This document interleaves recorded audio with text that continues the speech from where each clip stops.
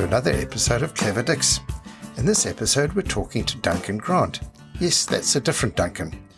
Duncan is an Auckland-based swimmer who's dealing with multiple sclerosis, or MS as a lot of people call it.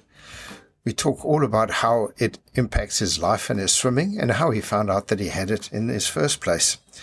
Duncan's done some pretty good swims for somebody whose body isn't working on all levels. He's got a grant from Mastering Mountains, which is an MS support organisation. It was a great conversation we had. I think you're really going to enjoy this one. Welcome to another Clever Dicks podcast. In this podcast, we're talking to Duncan Grant. Not our normal Duncan, but another Duncan. Welcome, Duncan. Thank you, Jim. Thanks very much. And Duncan. Yeah. So, Duncan, we normally just start the podcast by giving you an opportunity just to tell us your story, how you got involved in swimming, other parts of your life. I know you've got lots to tell us about, so I thought I'd just give the mic over to you, and then we can just start chat about things after you've had a chance to tell us your story. Yeah, no problem, Jim. Well, actually, I didn't grow up a swimmer, and I probably can't sort of say myself as a swimmer at the moment. But yeah, I'm getting there. I grew up on a hill country farm down in a place of central North Island called Taihape. Most people who are in New Zealand will know where that metropolis is in the central North Island. So yeah, I didn't grow up with much water at all. But we had a little. I went to a farm school, and we had a little school pool there that was like the old ice swimming, a bit of an ice bath. Used to have a piece of alkathene on top of the roof to try and warm the water up. But yeah, I sort of led to swim there, and going forward to high school and that, never really did anything about swimming. Played, the typical New Zealand things of rugby and cricket, etc. Loved my sport, and then from leaving high school, sort of had a couple of years back on the farm. Didn't really quite know what to do. Mum and Dad sold the farm, so I thought I'd go teaching. My mum was a teacher, and half the other side of the family was teachers. So I went into teaching and majored in physical education. So, yeah, taught in New Zealand. And I got into mountain running, love the mountain running. Mountain biking was just sort of starting then a little bit. Then I went over to the UK and was heavily involved in adventure racing over there when it was sort of in its prime back in the late 90s, early 2000s. And funny enough, I met a South African girl and I ended up in South Africa. There you go, for 6 years. And, shit, we're going to have to cancel this podcast, Jim. That's not going to work for us. I know. Man. Yeah, so, and I can know a little bit of Afrikaans as well, so you can't get away with that. Lekker. Yeah, and I, baie lekker. So I taught in a place called Pietermaritzburg in Natal for 6 years. And there I did 5 doozies, paddled a doozy 5 times. Awesome. And enjoyed that. Yeah, enjoyed that. And then in 2010, we upped and came back to New Zealand. And I've been, I got a job at St. Kenningham Boys School, head of PE sport there. And I've been there ever since. So yeah, that's that journey. The journey into swimming.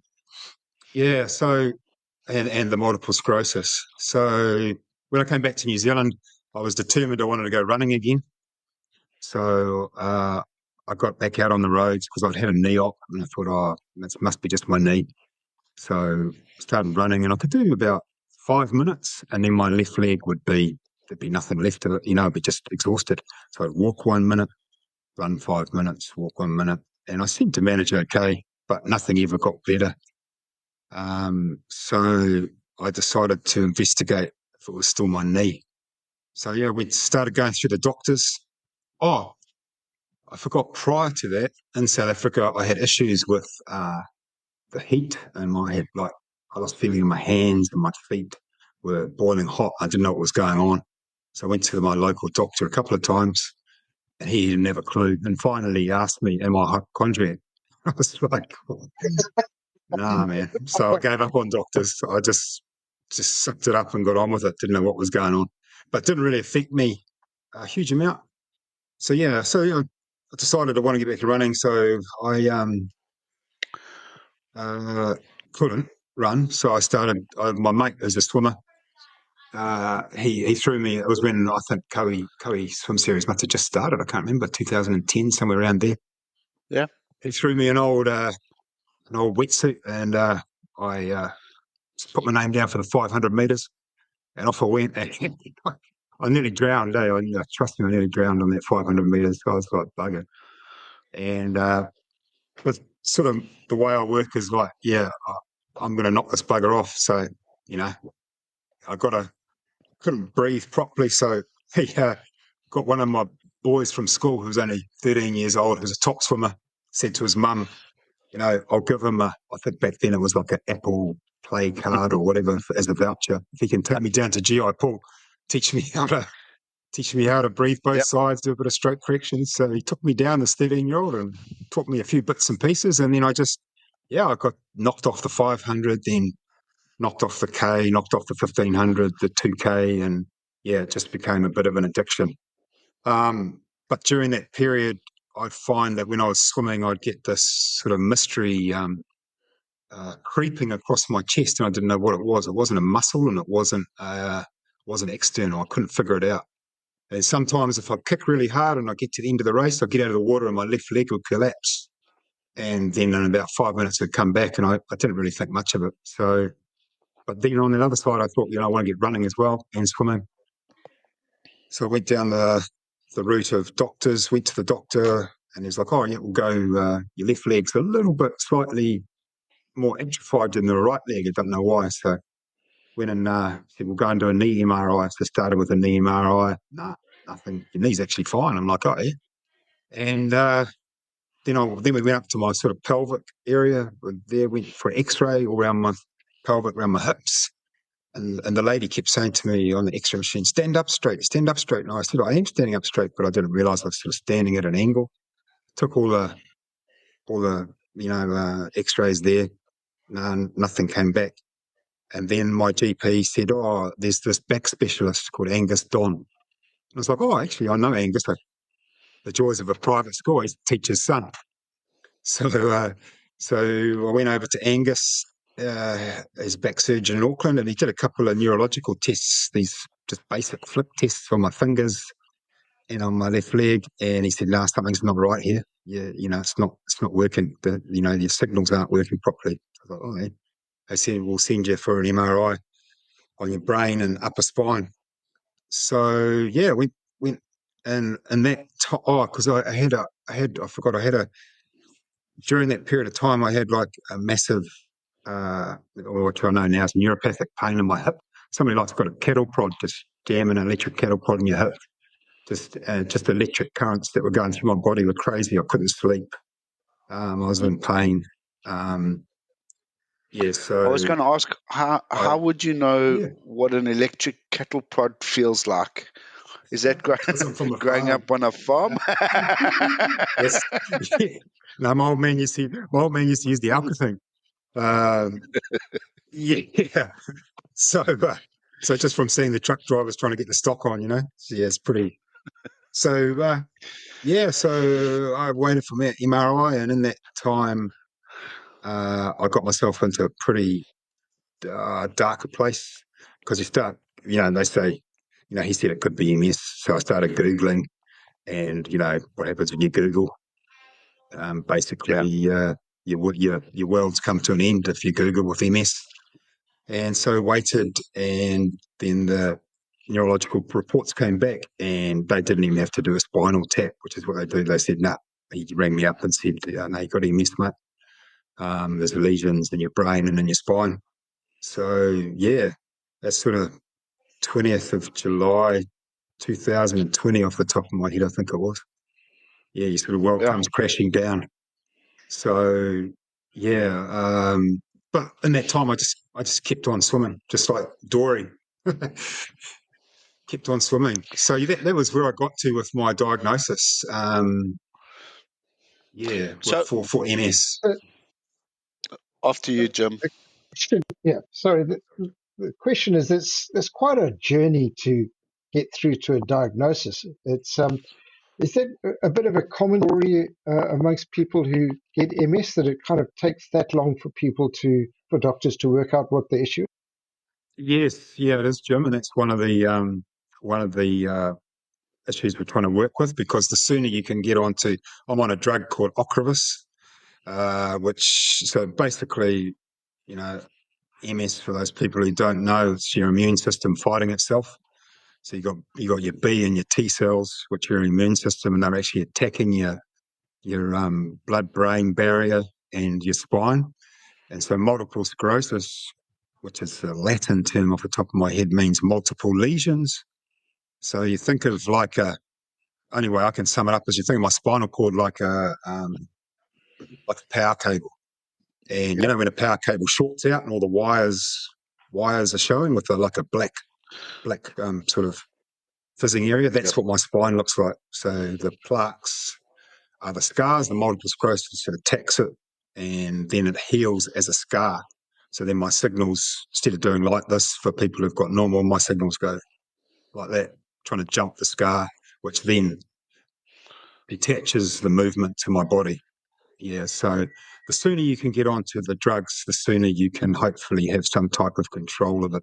So that's, if I look back now, it probably took me 12, 14 years to get to a diagnosis, but it wasn't really affecting me at that stage. So I just sort of let it go. Yeah. But yeah, that is one of the key things we've been working on. MRIs are getting better. Doctors are getting more sort of medical research given to them about it. So yeah, the sooner you get on it, the better. Yeah. Hey, Clever Dicks listeners. I'm Merla, the head coach from Swims Mid Auckland. Wondering how to improve your stroke or break through a performance plateau? Our swim analysis session will help unlock your potential by capturing your stroke from every angle and showing how to correct it. We use a swim swim methodology, focusing on the individual rather than the stroke. Use a code CleverDicks to get 15% off if you book a vid analysis session before the end of this year. And if you're in Auckland or visiting, come check out our awesome squad. The first session, always free. Find us online, swimsmidauckland.co.nz. Do things progressively get worse, or now that you've got the drugs, it sort of maintains your sort of current status going forward? How does that work? Yeah, that's a good question, Duncan. That's the $1 million question, eh? Yeah. I've been on the drug Ocrevus for 5 years. I get an infusion every 6 months, which takes about 7 hours to infuse. And fortunately, Pharmac cover it all. It's not a cheap drug. So their whole thing is that giving the patients this drug hopefully keeps us off the healthcare system in the long run. I've been 5 years now since I had a relapse, and that's when the damage was caused. And I have had very, very minimal change. I can feel very minimal change. There's different types. There's relapsing, remitting MS, where you have an attack and then you get some type of healing. You have an attack, you get some type of healing. And then there's PPMS, which is primary progressive, where you don't get an attack, but you just get slowly worse and worse and worse, whether you're on the drug or not. But the drug helps slow it down. I'm meant to have relapsing, remitting, so I had the damage done, which has affected my left side. It's slightly a little bit worse, but not a huge amount. I think the drugs are doing a good job. But out of everything, I think my fitness over the years has been the key to keep it at bay. When I look back at it, nice, man. But it's, what does your current swimming activity look like? I mean, I know every time I turn around, I see you popping up at an event. It's crazy. What's the swim goals? The swim goals. Well, I was actually I've continued swimming through the whole stage of from not realising I had MS to the MS diagnosis and right through. So I'm like, bugger this, man. I accept that I've got MS, but I don't accept the MS. So acceptance is a real key thing. If you try and fight the MS and your mentality, then you could go down big time. So you've got to accept that you've got MS and you've got to live with it, and then try and do what you can to adjust and make it work. So I just kept swimming. And what I had to do, though, is I had to change my mindset. I used to be back like, what time, like you will always do, would you swim the 1500 and would you do the 2K and, looking at all the lists. And I had to say, well, hey, I'm just lucky that I can still swim. So I had to change my mind to say, no, it's not about the time. It's not about the distance. It's just about getting out there and swimming. So, nice.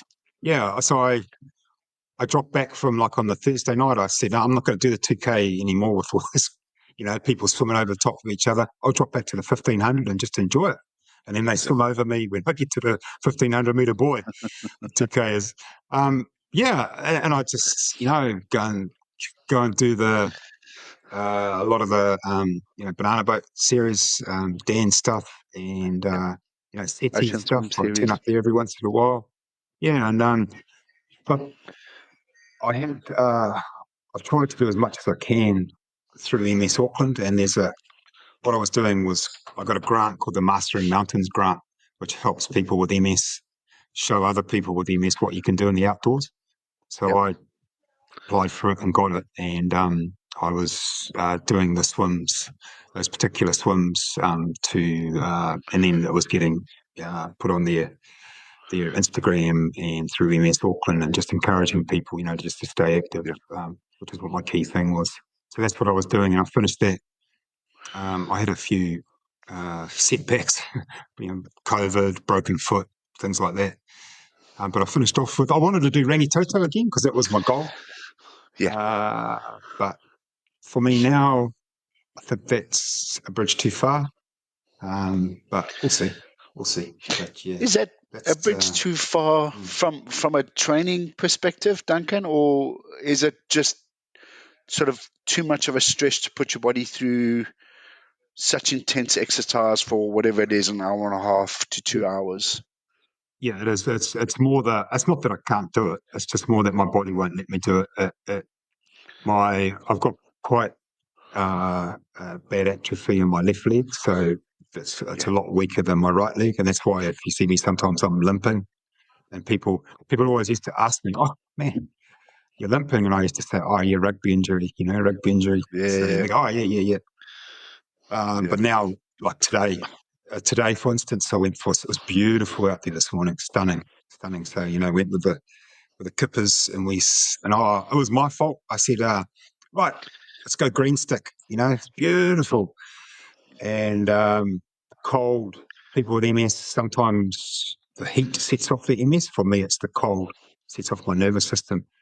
And so off we went, Mark and Jonathan, Martin, and we all went out there and got to the green stick, and I could feel myself, my body starting to, my mind was okay, but my body was starting to shut down. And then on the way back, it wasn't easy. And then I got out and I could hardly walk. The body just, the nerves won't signal to the legs. So yeah, I just have to that was a bit of a silly thing to do actually. So I've got to be careful. So yeah, it's not that I don't want to do it. It's just that, yeah. This morning was cold, right? It was probably 14 degrees or so in the ocean this morning. That's where we swim. I think.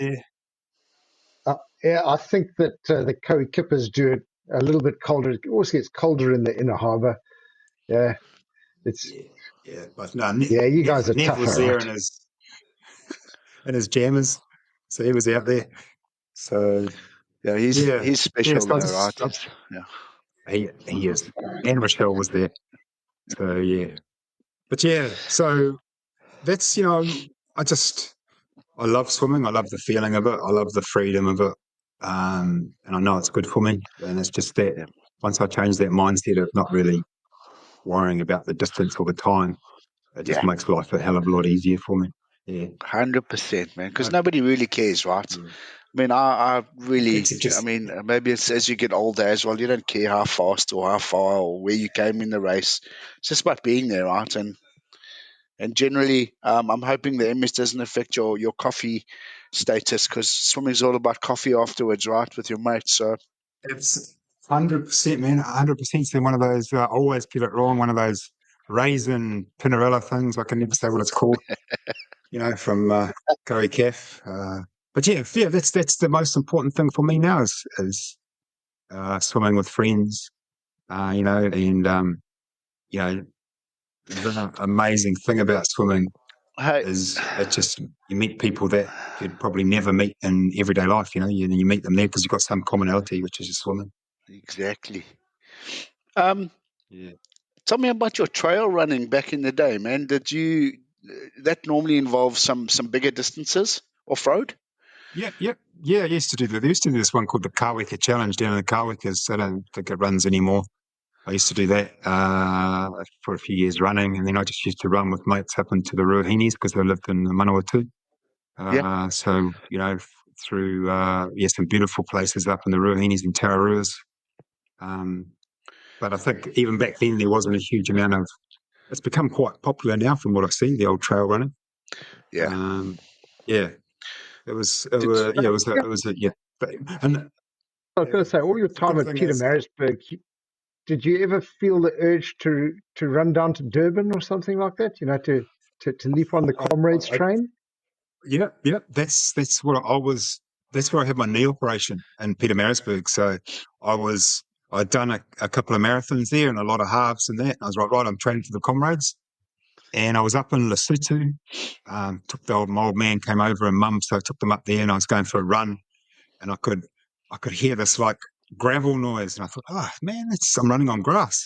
And it was my knee, just little, bits and pieces. Yeah, so I went and had it cleaned out, and the doctor says, "Oh no, just give running a miss." And so I thought, in all honesty, that's it was probably the MS even at that stage, but it wasn't really affecting me. But you can use the MS for a lot of excuses. I'm getting older as well. It's got to take everything with a grain of salt, eh? Yeah, I just use age. Yeah. But then you did the next best thing, right? Which was the doozy. Yeah, I did it with my mate, Brad. He still lives in South Africa. He lives in Peter Marisburg, and he's married to a Kiwi, actually, Rhonda, who's from Dunedin. Nice. And that's how we met. Her and I were the only Kiwis in Peter Marisburg. She's still there. So he was a character, and still is a character.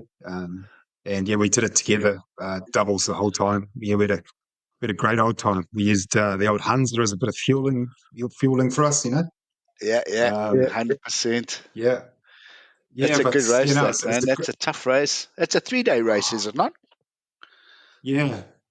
The Denanda Dam is the coolest one, where you stay there for the night, and then you get the water release in the morning and paddle down to Derbs. And I had a great time there. I can't say that I didn't not enjoy it. So that's very cool, man. Pretty cool experiences. You would have been just down the road from Howick as well, which is the home of Mid-Mile Mile. Yes. Yeah, I wasn't swimming back then, so I actually, it was a funny thing. I did what was it? Some sort of event out at Midmar, like a cycle, swim, run one. And because I couldn't run, I had to do the swim,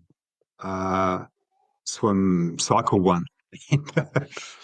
I had, when I did the swim, I couldn't swim very well, and I had people passing me doing breaststroke. And so I was like, but my biking was okay, so I got on the bike. So I didn't. Yeah, I only got into swimming really when I got back here, and just sort of got you. and the ocean swimming is. Yeah, I don't really like looking at the black line of a pool. So, do you get into the pool? Yeah, it doesn't really. Occasionally, yeah. If like in the wintertime, like if I have I've had a couple of times where my nervous system hasn't gone too well in the cold, so I've sort of said, I'll go and hop in and see how many hair ties I can see at the bottom of the pool in GI. That's sensible. That's sensible. Yeah. The so maybe thing, just something. What is the I mean, again, I feel stupid asking these questions, but I'm going to ask them anyway, right? That's all right, But like, how many no, other? no questions. Stupid question. No, you're a school teacher. That's why you say that. But you should know better. There's a lot of stupid questions, and I'm really good at asking those. Okay. But I'm going to ask anyway. How many other sort of swimmers with MS do you know of, and do they go through the same sort of challenges and the same symptoms as you? That's a very good question. I know of one lady who follows me, and I follow her. She swims in a pool. But I follow some from overseas. But I'm yet to meet anyone out there in New Zealand. I hope there's somebody there, and if somebody can hear this podcast, hey, let's have a chat. But I've never met anybody yet with MS who swims.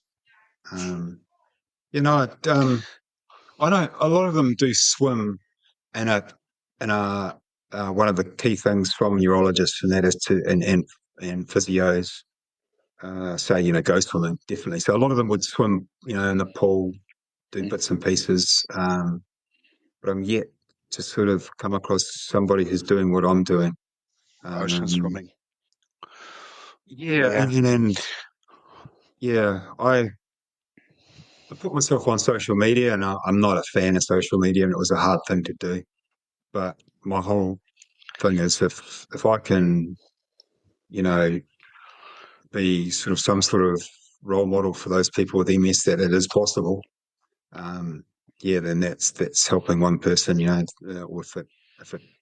I work for MS Auckland as well as a peer support person, and they particularly sort of use me for. It's harder for men with MS than it is to be with women for being accepting it, and especially for men over 50. So they sort of put them in contact with me, and we just have a chat and just chew the fat and try and sort of. They might question me about my exercise and how that helps or maybe mitigates things. Yeah. Hello, swimmers. I'm Shannon Keegan, U.S.-based founder of Intrepid Water and host of the podcast Stories from the Water. My friends at Swimscape in Auckland, New Zealand, are the proud ambassadors of Auckland's most iconic ocean marathon swim, the 20 kilometers around Rangitoto Volcano in the Hauraki Gulf. This is a very achievable marathon swim that, like all long-distance swims, will live in your memories forever. I don't know about you, but I've got this swim on my bucket list for when I get to visit the beautiful land of the Kiwi. Jump on swimscape.co.nz or email info@swimscape.co.nz to book your slot. See you in the water. The exercise really helps you. Is that a general thing for all MS people, that the physical activity? It helps us, in terms of just general health and well-being. But is it got specific advantages?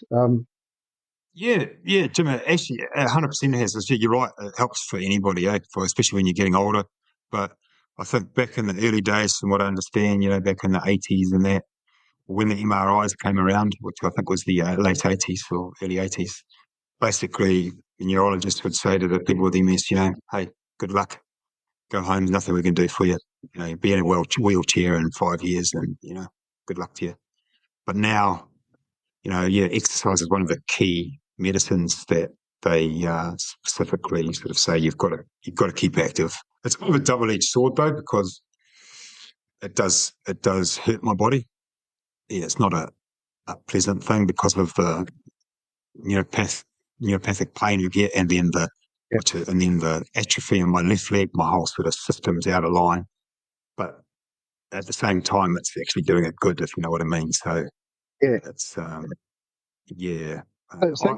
firmly believe, yes. Sorry. So you've got the exercise and you've got some drugs. Is there anything else that is kind of like from a recommendation? Do you get suggested to change your diet, or is there any other things that people with MS get sort of recommended to do? Yeah, I sort of, when I got MS, to me, I suppose it's maybe being a teacher, like information is knowledge. So I just went down this path of just gaining as much info as I could. And I got too much, so I had to sort of just work through it. And then I finally worked out that I just take little bits of those resources and use what works for me. So, there's things they say a plant-based diet. One person recommends who's a doctor, but that's only their sort of suggestion. I tried a bit of that, but I got too hungry, so I went back to the meat. So I just I eat in moderation. I don't drink alcohol. I stopped drinking alcohol soon the day I was diagnosed with MS. Because that's an inflammatory. So I try to stop anything that's inflammatory. So I don't drink. I try not to drink milk or cheese or eat cheese. But saying that, if I went out for a beer with you guys and you bought me a full strength beer, I wouldn't say no. I just take everything with moderation. But there's things like flaxseed oil and specific things that I take. So I just take little bits and pieces. But I don't drink alcohol. That's the key one. Don't smoke. Exercise. Yeah, it's just kind of avoiding all the inflammatory things is what I'm hearing. Yeah, and I don't push it on anyone. That's just my call. I want to try and keep it at bay as long as I can. I haven't got any regrets. That's the coolest thing.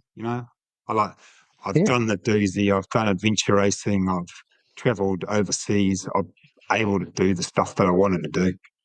So, And how old are you now, hang out with a whole lot of crazy swimmers. I'm 54. Yeah. 54. Man, you look like you're 34, bro. So something's working, hey? Oh, it's that South African, son.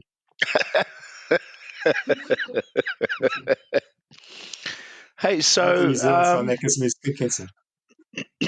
Oh man, well, you're not going to die from suntan in South Africa. You'll die from a panga in the back of your head or something like that for a cell phone. So you're still better off here, right?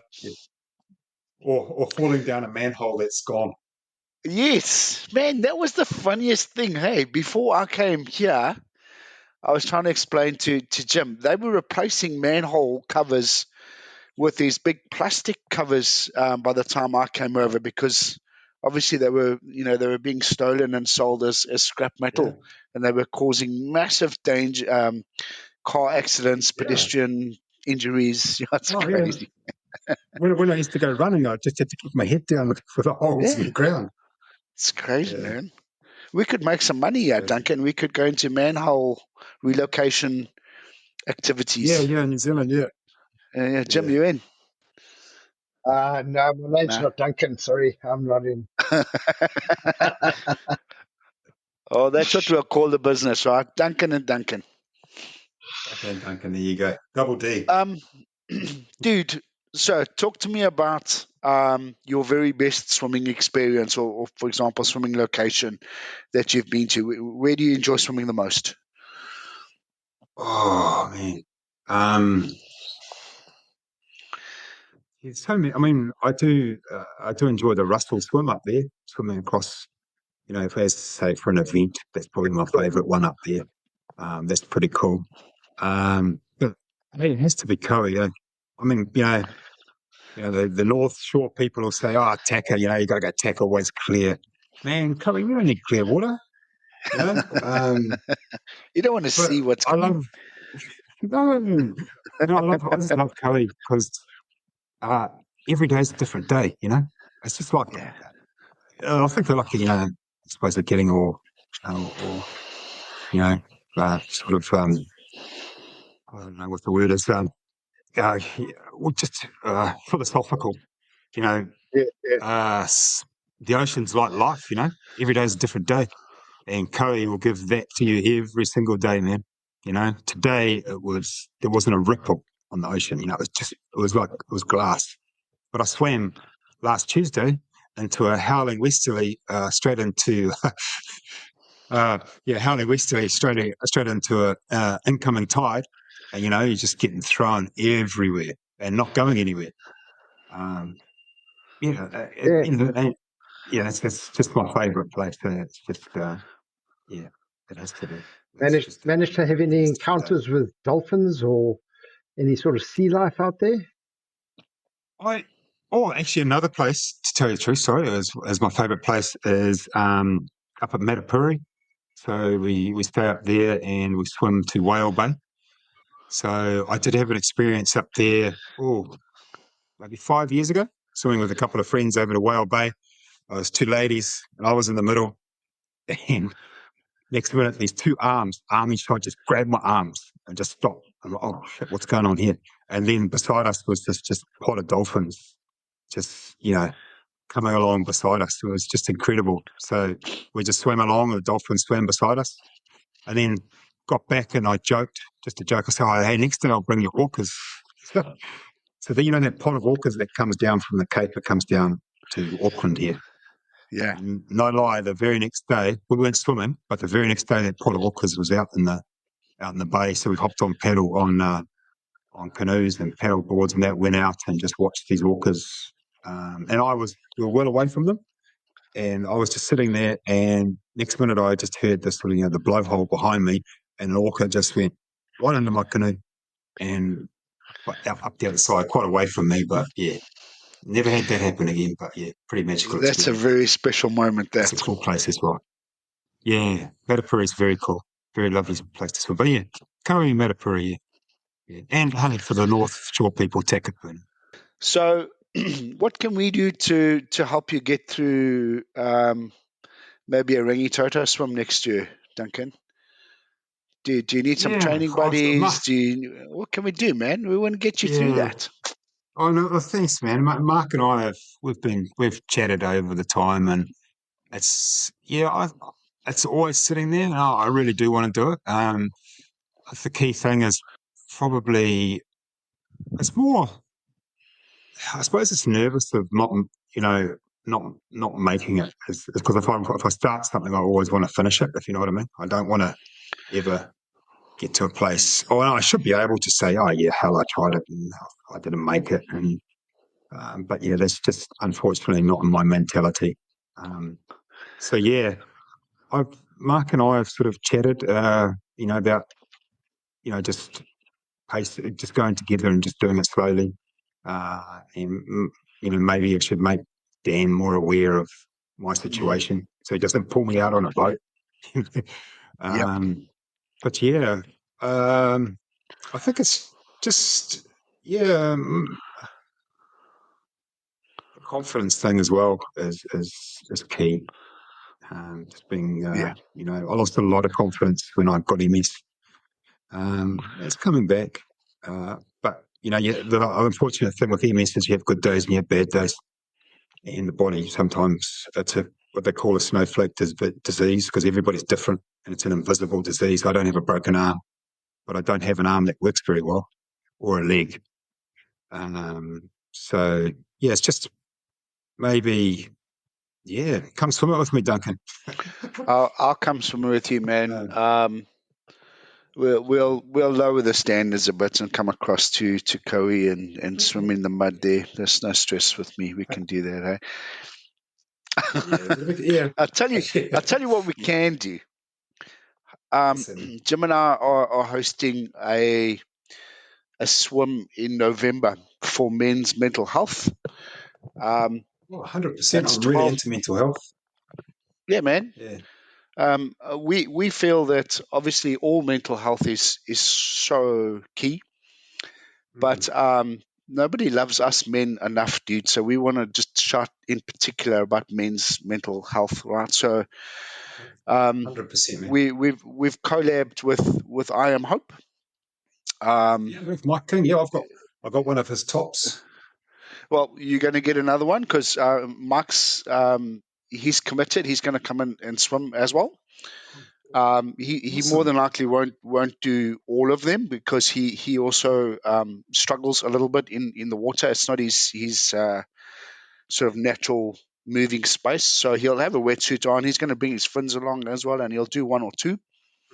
But it's a type of environment again where we swim 1 mile on the hour every hour, and you can come and do one.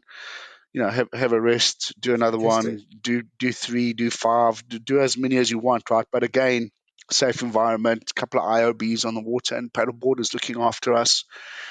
And the whole idea is to try and just raise awareness for mental health. So you can maybe sort of jump on your social media and do some awareness stories as well. Cool. We're going to put your name down. Yeah, please do. I mean, that was one of the key things for me was I remember my old man's 84 now, farmer. And he said to me, as unusual for somebody of his age, he said to me years ago, he said, never, ever be afraid to get help. And so, it's pretty amazing coming from somebody of his generation. I was, as soon as I got MS, I was straight to a psychologist. I was like, I've got to have help. I can't do this on my own. And I still got my psychologist. I haven't seen him much lately. He deals with people with spinal cord injuries. So sort of the same sort of facet that, that I've got with the spine and the brain. So I'm 100%, behind it's, that especially for men. Yeah, because like you say, like your old men are pretty stubborn, right? So. Yep. Yeah. Oh, that's awesome, man. It's he's does such a good thing, old Mike King. He's good. Yeah, man. No, count me in on that one. Jim. Yeah, no, I think this has been a wonderful chat. It's good to have met you. Yeah. Yeah, thank you. Thank you for having me on. No, it's good. It's good to get the message out of about MS, because I had to do a bit of research before talking to you, because I thought I knew about it and then I also didn't. Yeah. So the more people who know about it, the more sort of it's going to help. Yeah, absolutely, Jim. I mean, I was the same before. I'd heard of it, but didn't know what it was about. And the more people can be aware of it, the better. It's like anything. Yes, it's and unfortunately, more and more people are starting to be diagnosed with MS. I don't know why, but yeah. Anyway, more we can do. So thanks very much for having me on. I appreciate it. Yeah, man. Thanks for your time, Duncan. How can people get hold of you if they want to ask you any questions or if they want to follow you and your progression? Yeah, 100%. I've got a Instagram account, Swim for MS. You can catch me on that. I had a little bit of a break from it for the last couple of months, but I've just started posting again. Again, that was a mental thing. I was like, oh man, social media, no. And then I thought, no, actually, this is the way you can maybe reach somebody or help somebody with MS. So, or just raise awareness. So, if you want to ask me any questions or want to follow the journey, you're more than welcome to. Swim for MS. That's my Instagram account. Awesome. Duncan, we'll see you in the water, dude, and we'll see you at 12 by 1 mile in November. Take it easy and kick 100%. Some ass, man. Oh, we'll do, man. Thanks, guys. Cheers, man. So, thanks so much. Hi, my name is Caitlin O'Reilly. I'm the youngest person to have completed the Ocean 7 Challenge. If this really cool podcast has helped you learn something new, maybe it's introduced you to new swimmers, made you smile, then please take the opportunity to subscribe to Duncan and Jim's channel. I'm sure they would absolutely appreciate all your support. Cheers. Thanks, Caitlin. Well, as always, you can give us feedback on our Instagram account @cleverdix or send us an email cleverdixnz@gmail.com. We'd really appreciate hearing from you. And cheers. We'll speak to you again soon.